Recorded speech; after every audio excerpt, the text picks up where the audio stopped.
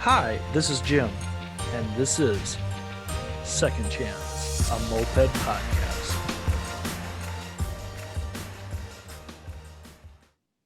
And welcome everybody to another week of Second Chance, a moped podcast. Yeah, we're running a little late, but the thing about this is by the time I post it and a month later, nobody will know. We just had a hell of a week at my new job, and I'm working. It was supposed to be an easy job where like you just work eights, but I got something where I'm missing Friday now. So they gave me the option of working 10, so I didn't have to take PTO, and I'm like, sweet.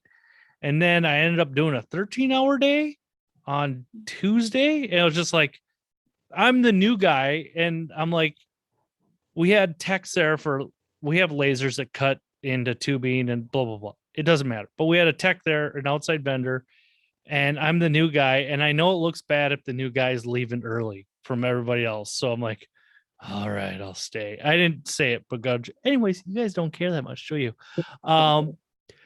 It's that time of year where I'm going to talk about the fucking weather all the time now because I'm from Minnesota. That was and more that so was we know weather. that was more Canadian. Hold on, folks, I get my sip of coffee in. Yeah. I did ride Saturday for like a hot minute because I was gonna go somewhere this weekend, but I'm not taking. I'm gonna hush right now because people still don't know what I'm doing. But yeah, I've been wanting to have my guest on for a while now, just because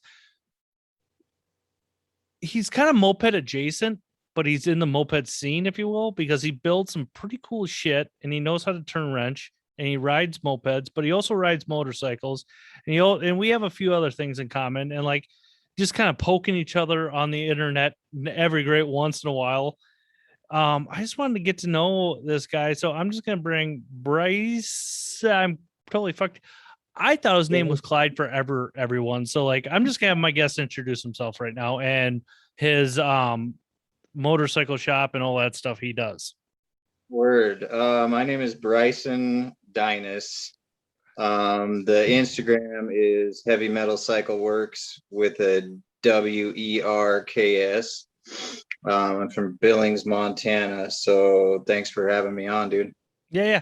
Born and raised, or did you just kind of find yourself out there?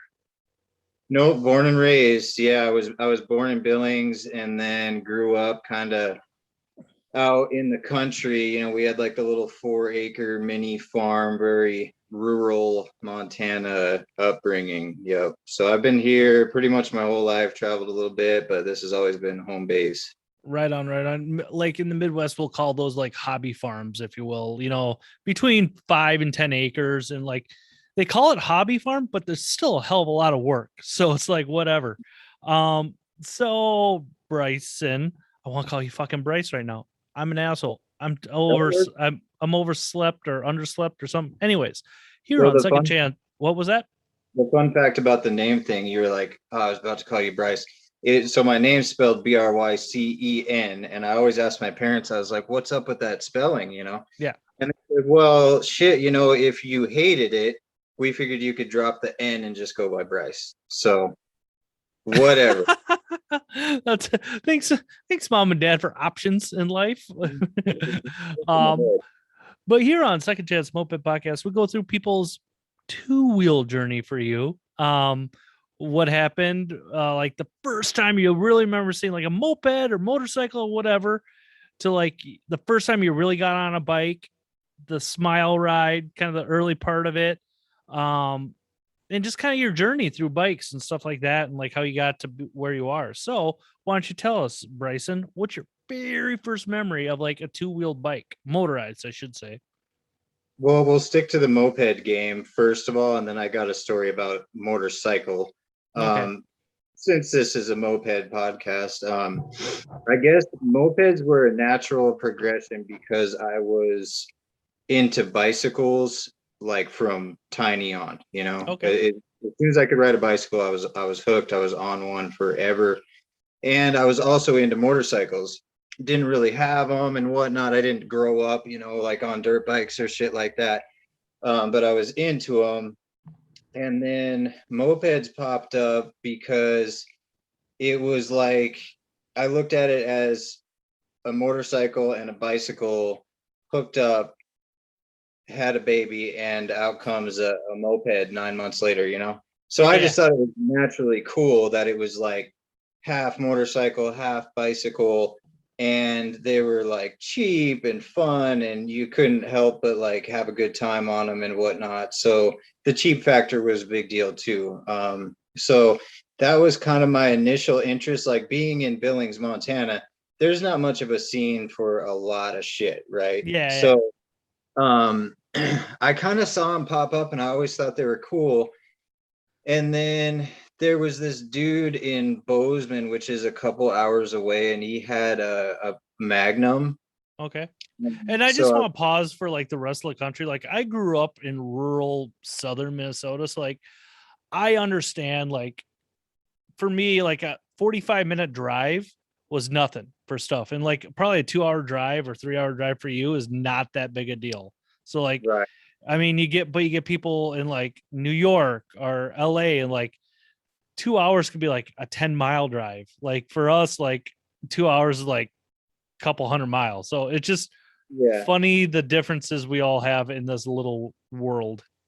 Yeah, for sure. So the Magnum, I mean, he had kind of like done some shit to the moped already to where it looked pretty cool.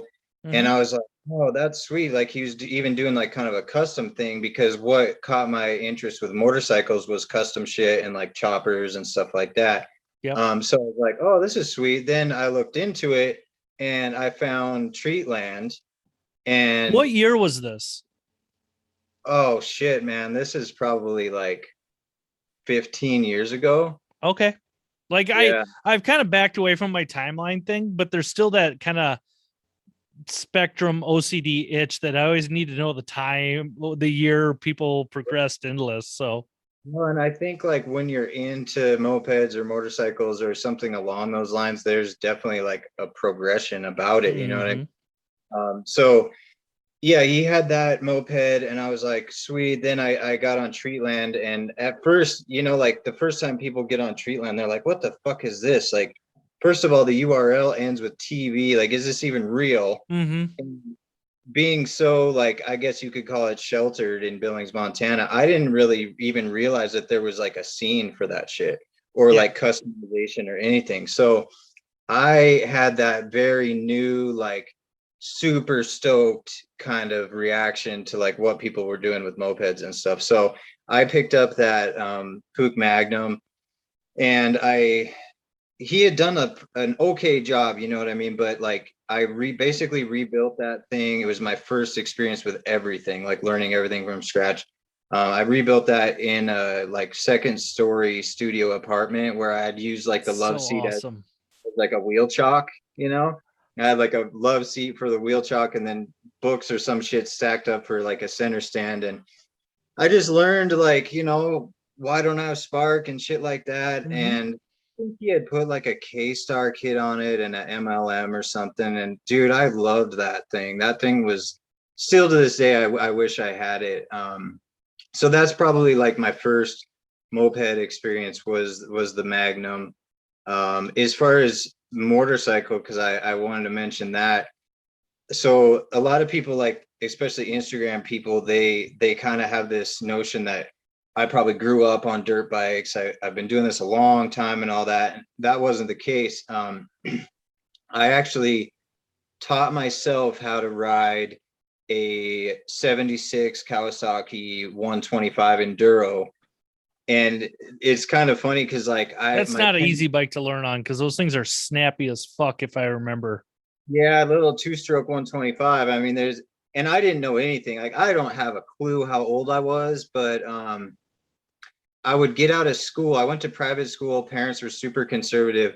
They didn't want me to get into dirt bikes because they saw what I was doing on bicycles. Mm-hmm. And so I would get out of school early on Thursdays and I would have like an hour to fuck around and do the shit that I wasn't supposed to. Yeah. So I would go home early and we had this dirt bike and I would like pull it out and it was like one Thursday I like turned the key on and kind of messed with the throttle. And then like the next Thursday, I found what the kicker was. And like the next Thursday is like, oh, these are the gears. And eventually, I had that like first startup and basically taught myself like how to ride that in secret, And then I remember my dad came home. This is like months later when I had been ripping it, and I would put it away like reeking like two-stroke. It's super hot. One day, like it had rained, and I dumped it in the pasture. And my dad came home, and he was like looking around, and he's like, "These handlebars, like, were they always bent? Like, I don't remember that." And I was like, "Oh, Dad's no dummy. He knows what's up. I'm not sure, man. Like, you know better than me. I don't even know how to ride that thing." Yeah, and then like years later, when I'm in my 30s, I told him that story, and he's like, "You bastard!" That's But good. yeah, those are my two-wheeled stories, I guess. Right on. So like you talk about learning how to ride on that 125, and that's such a like it's been years, like, and I'll be the first one to admit, like, it's been years since I've been on anything shifty because like I moved away from rural southern Minnesota and like kind of left that whole world. And like, but I remember getting on like I think it was a I think it was a Honda or Suzuki. Like I was like 13. I was like 125 two-stroke, and I remember that thing it wanted to pull the front wheel off the ground. Like that 125 was just so fucking snappy. Um, you say like you got rid of that Magnum. What was it just recreation or was it a mode of transportation for you? Like, um, and how come you got rid of it? It was kind of the best of all worlds for me, because I was trying to learn the custom thing. And I mean, it had kind of like a cafe Magnum look to it. Mm-hmm. I kind of honed some of that like styly stuff, and then just making it run right. And I used it as transportation too. So it was a little bit of everything really. And at the time, like I was living in that place where I had nowhere to put the damn thing either. I didn't have a garage or anything. It was like tiny studio apartment, so I could fucking carry it up two flights of Mm. stairs every night too, which was a bitch, Yeah, but it was better than it getting stolen. You know what I mean? And I don't know why I sold it. I think it was just like I need money, or like life definitely took some turns and got pretty dark here and there, to where like $500 looked pretty good and shit like that. So I don't know why exactly I sold it. I don't remember. It's been too long, but yeah. probably if you're anything like me and some of those dark turns, $500 was the fucking world. Yeah, I can definitely hear you on that. Um, how did and I don't want to expose anything. How did you get into building bikes? Like that's what I'm kind of wondering. Like your whole progression into this, because like I like the shit you do, and it's pretty rad. And you're good. And like, do you want to throw your Instagram handle right now for everybody again? Because it's a fun follow. So it's Heavy Metal Cycleworks. I don't even know. I think it has a period in between Heavy Metal, and Cycleworks is spelled with a Werks. So We'll put your logo up for as the show banner, so no big deal, my guy. like that really, the name actually came from bicycle mechanic stuff. Like I used to do kind of like builds and whatever, and I had thrown that name around and like didn't do anything with it. And then when I kind of started going balls deep into motorcycle stuff, I had that name laying around, and it was a good reason to start an Instagram, to like kind of my first post is really at the point where I started kind of diving deep into things. Mm-hmm. So that kind of shows people too, like where it all started or whatever. But I think like motorcycles were something that I was always into, and like kind of like I said, the custom stuff and whatnot. But I've stayed pretty into mopeds. Like I bounced around on some random shit that would just pop up. Like I've had like Yamaha hoppers and those QA50s, and I had a Pook Maxi that was super sweet that got stolen like immediately. Um, Motherfuckers. Yeah, dude, that one was painful. Like anybody that's ever had a moped stolen knows that feeling where like I went outside and it was that classic scenario where I had bought that from like my boss actually. Hadn't Mhm. even for it. I went over to his place and got it running because it was down in the basement non-running. And he's like, well, shit, it's running. Why don't you just take it home? You know? So I'm like, all right, cool. I'll pay you tomorrow or whatever. And so I was riding it. It got dark. It started raining. I had had like a few PBRs at the time. And like, it was that decision where I either walk it in the rain 5 blocks or something and put it in a garage, or I just lock it up for the night. And Mhm. I fucked up and was like, it'll be fine. I'll you lock it and cable lock it and we'll be good. And then like 7 a.m. the next morning, I walked out and there was nothing there except for the locks. Oh my God, dude. It's like that's the worst feeling ever. I walked over to my garage because I was like, this didn't just happen. Like I put it in there and I just forgot, oh, it was terrible. Yeah. Well, and you're gonna hate this, and like people say the east side of St. Paul is rough, and it's really not at all. Because a prime example, people hear me talk about neighbor Pat all the time. Well, I hadn't seen neighbor Pat probably for about 2-3 weeks, and I just got home from work like last week or something like that during our last 70 or 80-degree day. And we get bullshitting. And I had to do a podcast and I had to jump in the shower. And I just got done riding and I shut the garage door and blah, blah, blah. And I got distracted and I'm tired. Did I mention sometimes my short term memory is shit? And then I go do everything I do and I go to bed and I wake up the next morning and I see I left my fucking moped outside all night in front of my garage for all the world to see. Not locked, nothing. Like Meg, Camino wheels on. Like this was my nice bike. Like all the shit was on there. Like somebody could just fucking stole it and I would have never been the wiser. Like I love my neighborhood. It is so fucking rad. Like people don't fuck around with my neighborhood. That's what's I'm so, I have dumb luck like that though. Like my ex-wife said, I have the dumbest luck in the world. So like I've never had shit stolen from me. I don't know how. It's such an awful feeling, man. It's like the equivalent of feeling like you were raped or something. I mean, Mm-hmm. it's crazy, but yeah, and I think like The Hobbit is definitely like the one, like that was the build where I was like, all right, I know a little bit. I'm no fucking like pro level moped builder or some badass or anything, but I know a little bit. I know which direction I'm gonna go. I know how to do the research and stuff.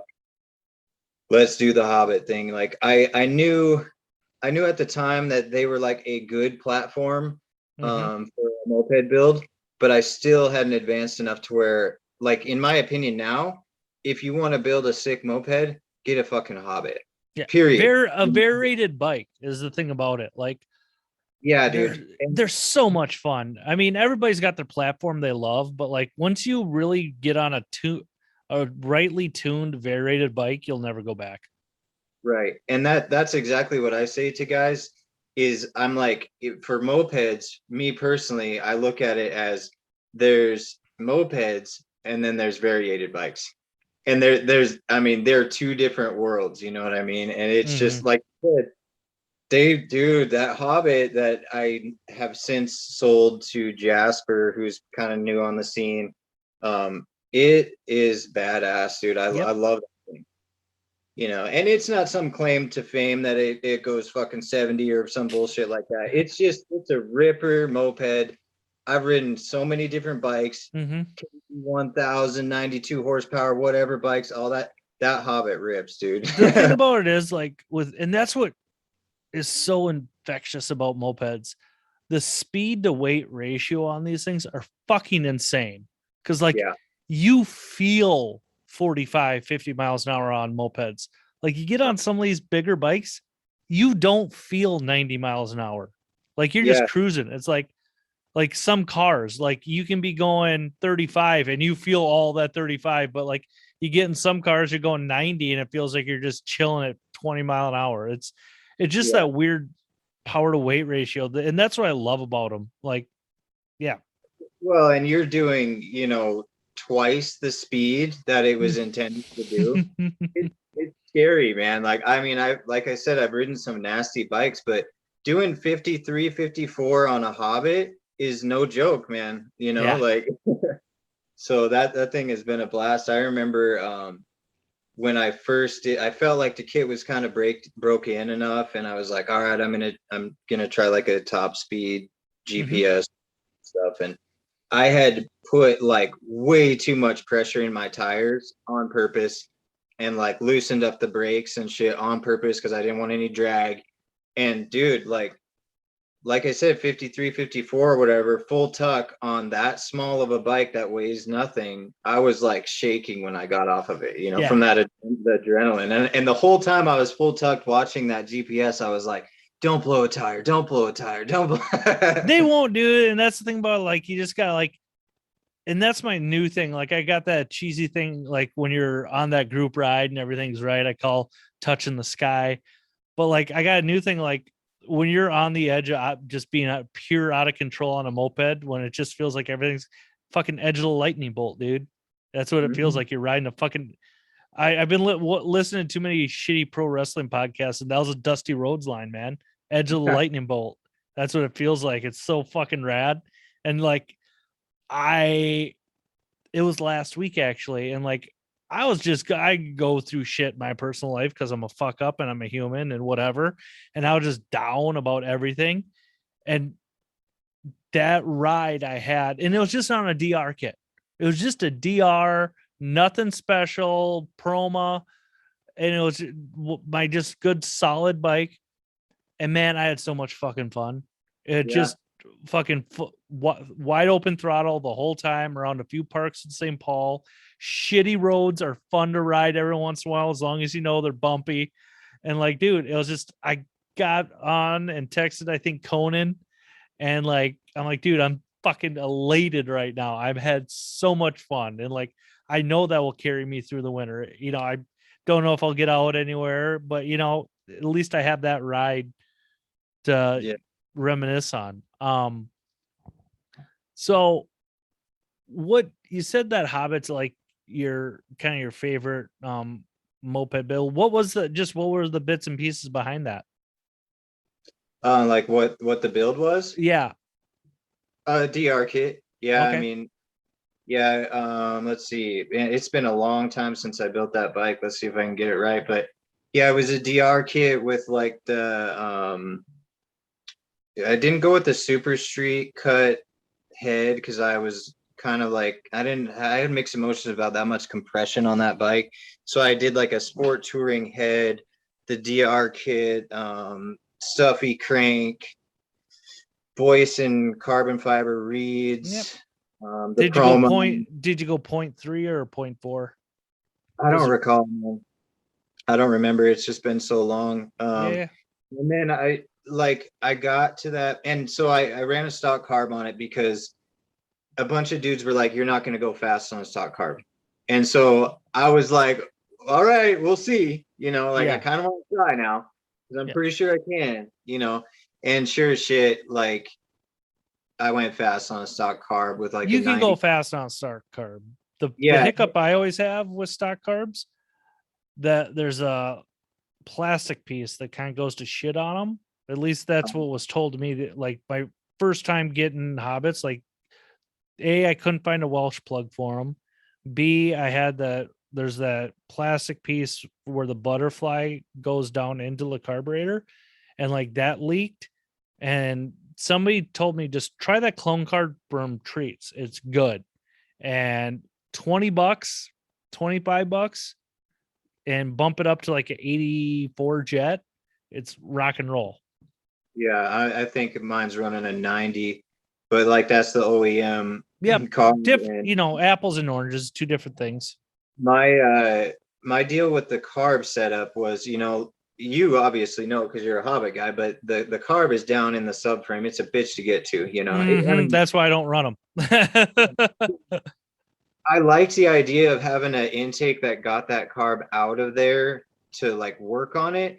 But I did so much research on like pre-build that I felt like, all right, I've got a really good idea of what I want to do for a main jet. If I ever have to fuck with that carb, if it clogs up, like if I ever have to pull it to clean it or anything, then I'll go with the intake. Mm-hmm. Like, of course, that's gonna happen. That carb has never been off that bike since, Awesome, you know. dude. Yeah. So I nailed the jet straight out the gate, and the plug was like perfect chocolate brown, Awesome. and whatever. I just left it. And then And you like guys are, I was gonna say with that jetting, you guys are a different elevation, like 84 for the Midwest, because we're damn near sea level to like maybe a few 100 feet above sea level. And what are you guys there? I think we're at like 3 grand. Yeah. So like, Yeah. and somebody said, I think my friend Marie said 2 jet sizes for every 1,000 feet. So that like literally is right in the freaking ballpark then. Yeah. Yeah.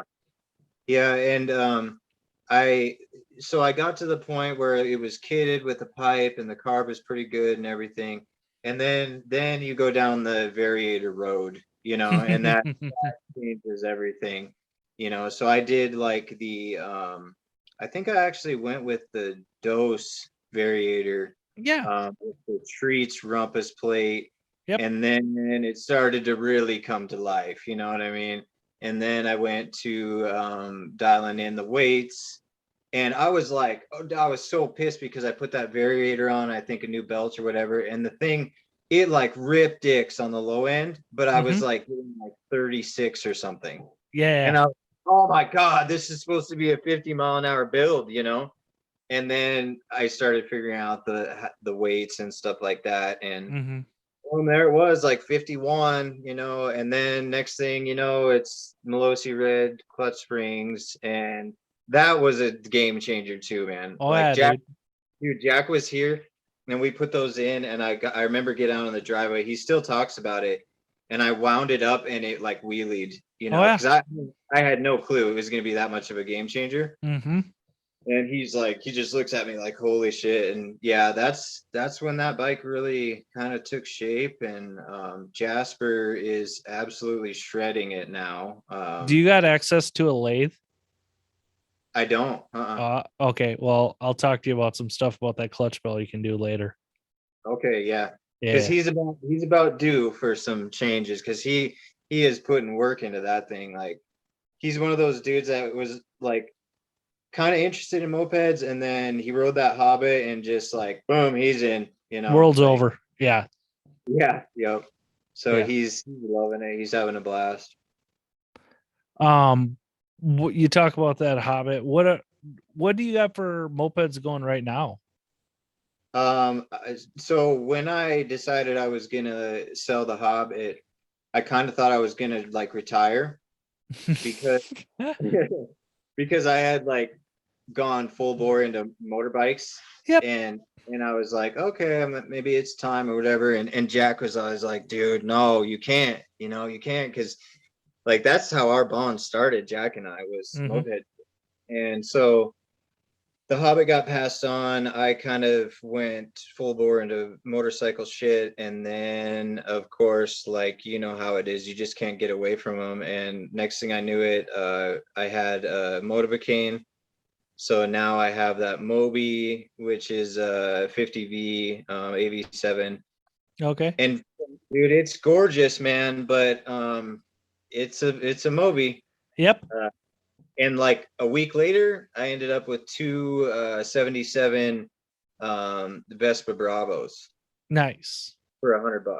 Nice, So dude. Especially out west. That's fucking unheard of. Like you guys, I consider like Montana out west. Like you guys didn't have any good distributors or anything. Like, dude, the Midwest, I don't know what it is about here, but like we like fart our trip and we fall over Pooks, Hobbits, and Vespas. Like oh, it's dude, and it's bad now. I mean, that was part of the reason why I was kind of like phasing out, is because I had 15 motorcycles and I couldn't find a moped that I wanted to build to save my life, mm-hmm. and so I kind of knew that Moby was hanging out, and that was just a classic scenario where it worked out, and it was like, why not?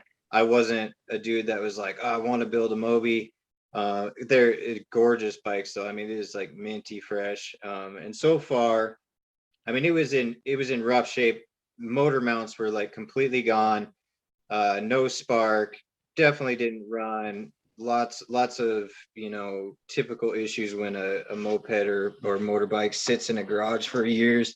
Mm-hmm. So I kind of started with basics and found spark, kind of worked through some kinks, swap motor mounts. The first thing that I took off of that thing was that Gertner Mm-hmm. carb.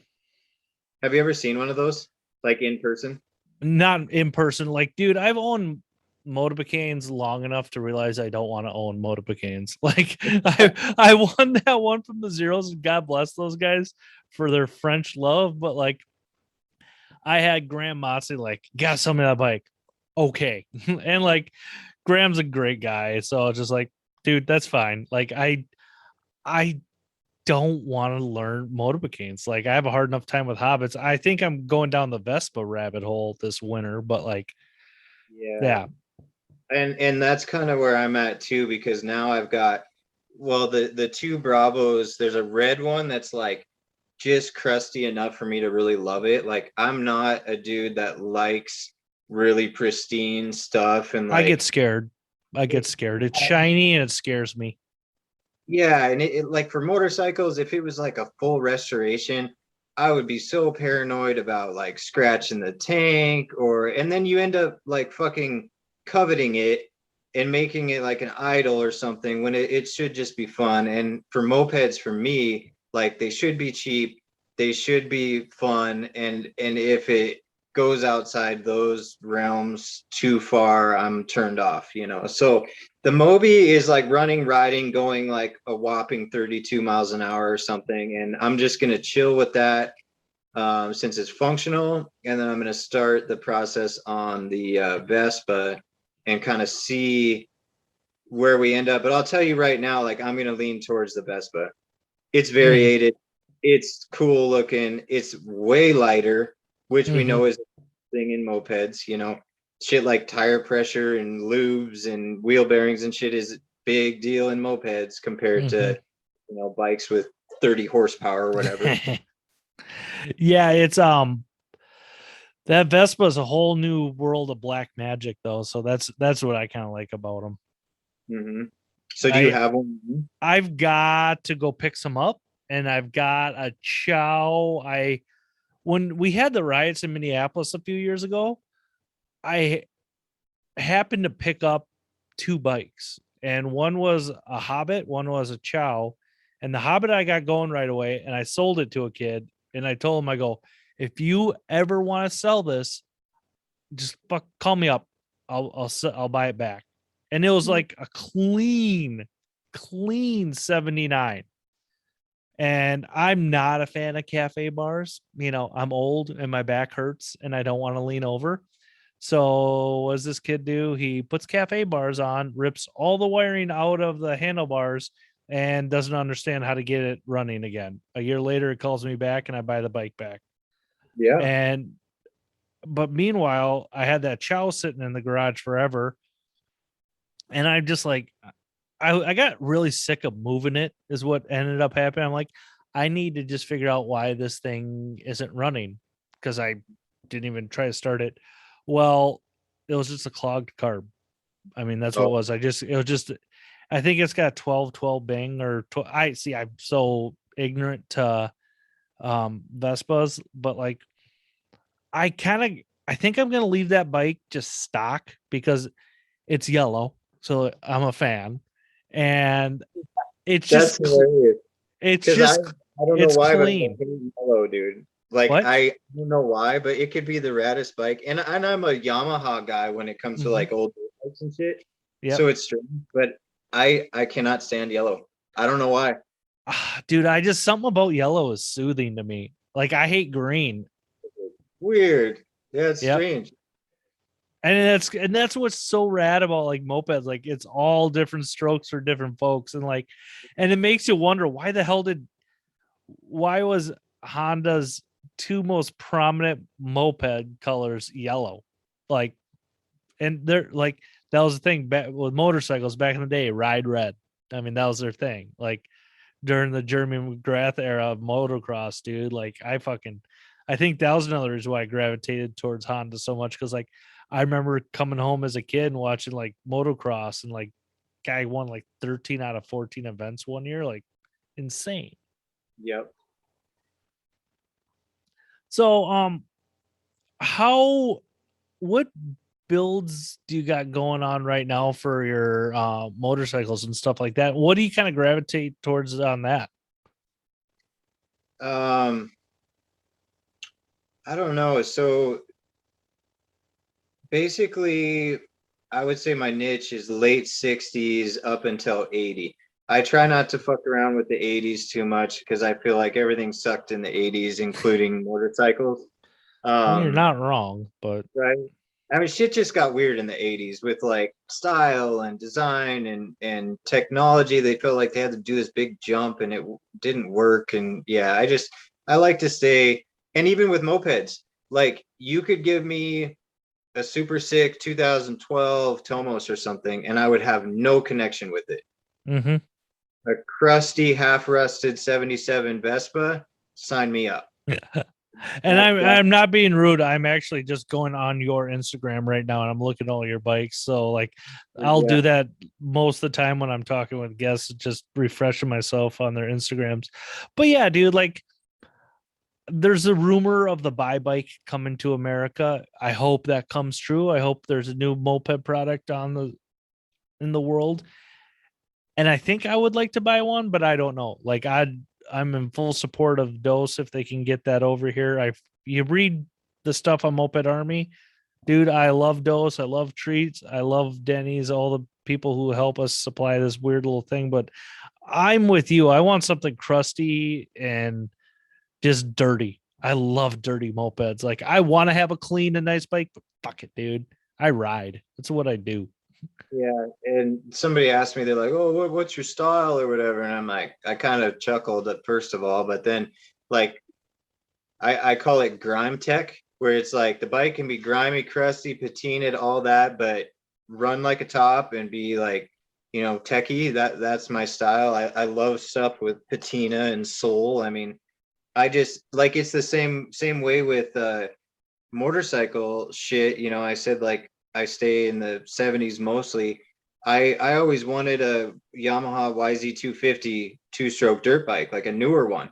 Mm-hmm. Mostly because like I don't want to be um just a moped mechanic or just work on Honda 350s or whatever. I want to be a very like well-rounded mechanic. And so Yep. I wanted a newer bike to get more experience with that.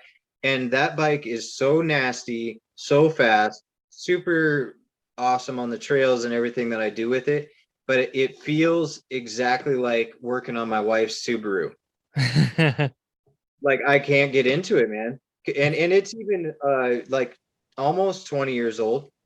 But if it was 40 years old, I'm over the moon. I don't know what that is, but it's just in me, I guess.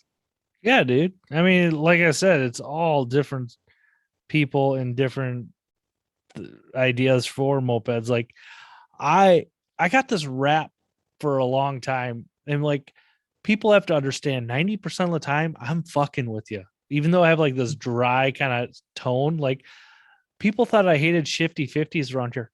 I don't give a shit. I really don't care what you ride. Like I'll bust your chops and bust my chops back and just no worries, man. Like these are dumb little two-wheel things. Like have fun. If you're having fun, that's all that matters. Like Conan, like what fucking rad cat. Like he's got the most sketchy, dangerous, shifty bike ever. The Lomo that it's not as Lomo. Is it as Lomos? I forget what the fuck he calls it. It's got an MB5 motor on it. Dude, that thing is fucking rad as shit. And it's a shifty. Like, I don't care. Like, it is as Lomos. Yeah. But mopeds, dirt bikes, like small little two-wheel vehicles, yeah, dude, fucking rad. Like the thing, and I'm probably gonna get people like salty or whatever. I just can't get into Harleys. Like Same, dude.